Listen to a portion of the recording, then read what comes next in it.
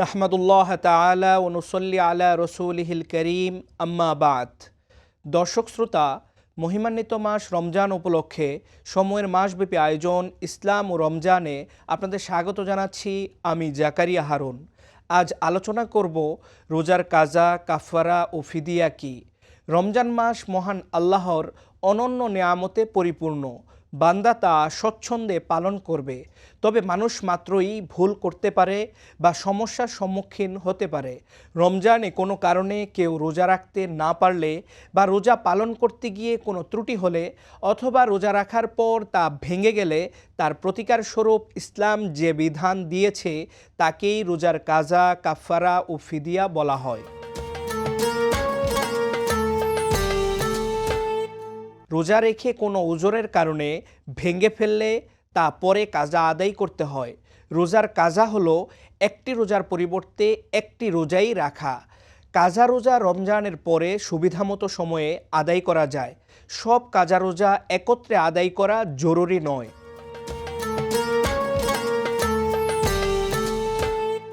রোজা রেখে কোনো রকম প্রয়োজন ছাড়া ভেঙে ফেললে এর জন্য কাজা ও কাফারা উভয়টি আদায় করতে হয়। আর রোজার কাফারা হলো প্রতিবিধান হিসেবে অতিরিক্ত ক্ষতিপূরণ আদায় করা। রোজা কাজা করার পরও কাফারা আদায় করতে হয়। এই কাফারা হলো একটি দাসমুক্ত করা, আর অক্ষম হলে ধারাবাহিকভাবে 60 দিন রোজা রাখা এবং তাও না পারলে 60 জন মিসকিনকে 2 বেলা খাবার খাওয়ানো। বেশিরভাগ ফকিহ বলেন রোজার কাফারা আদায়ের ক্ষেত্রে ধারাবাহিকতা রক্ষা করা আবশ্যক। অর্থাৎ রোজা ভঙ্গকারী দাসমুক্ত করতে অক্ষম হলে 2 মাস রোজা রাখবে, আর 2 মাস রোজা রাখতে ব্যর্থ হলে 60 জন মিসকিনকে খাবার খাওয়াবে। যে কয়টি রোজা রাখার পর ওজর ছাড়া ভাঙবে প্রতিটির পরিবর্তে একটি করে কাজা এবং একই রমজান মাসের জন্য তার সঙ্গে যুক্ত হবে একটি কাফারা।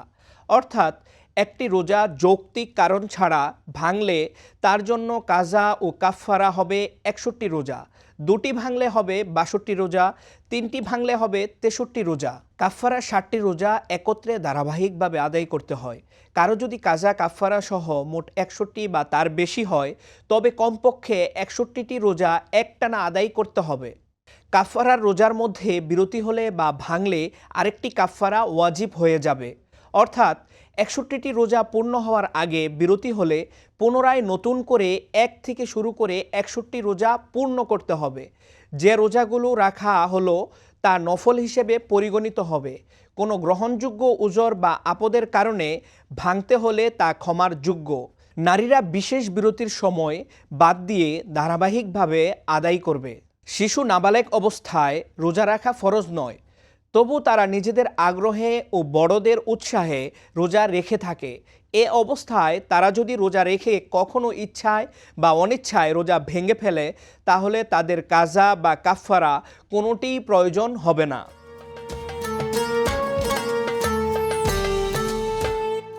আর বার্ধক্য বা জটিল কোনো রোগের কারণে যার রোজা রাখার একেবারেই সামর্থ্য নেই এবং পরে কাজা করার সামর্থ্য ফিরে পাওয়ার সম্ভাবনাও নেই, এমন ব্যক্তি রোজার পরিবর্তে ফিদিয়া দিবে।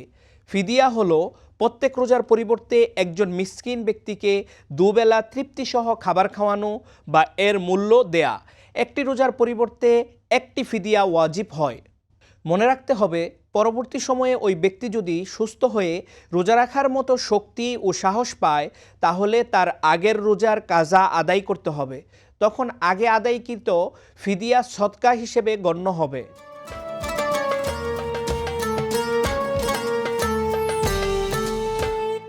প্রিয় সুধী, রমজানের রোজা সঠিকভাবে পালনের জন্য রমজান সম্পর্কিত গুরুত্বপূর্ণ মাসালা জানা জরুরি। তাই এ সংক্রান্ত 2টি মাসালা এখানে উপস্থাপন করছি। একজন জানতে চেয়েছেন, রোজা অবস্থায় চোখে ড্রপ ব্যবহার করা যাবে? চোখে ড্রপ, সুরমা, মলম ইত্যাদি ব্যবহার করলে রোজা নষ্ট হবে না, যদিও এগুলোর স্বাদ গলায় উপলব্ধি হয়। কারণ চোখে ড্রপ দিলে রোজা না ভাঙার বিষয়টি হাদিস ও ফিকাহ শাস্ত্রের মূলনীতি দ্বারা প্রমাণিত। আরেকজন জানতে চেয়েছেন, আল্ট্রাসোনোগ্রাম করলে রোজা ভেঙে যাবে? আল্ট্রাসোনোগ্রাম করলে রোজা ভাঙবে না, কারণ আল্ট্রাসোনোগ্রাম পরীক্ষায় যে ঔষধ বা যন্ত্র ব্যবহার করা হয় সবই চামড়ার উপরে থাকে। দর্শক শ্রোতা, রমজান মাস জুড়ে সময়ের নিয়মিত আয়োজন ইসলাম ও রমজানের সঙ্গে থাকার জন্য সবাইকে ধন্যবাদ। পরবর্তী পর্ব দেখার আমন্ত্রণ জানিয়ে এখানেই শেষ করছি। আসসালামু আলাইকুম ওয়া রাহমাতুল্লাহি ওয়া বারাকাতুহু।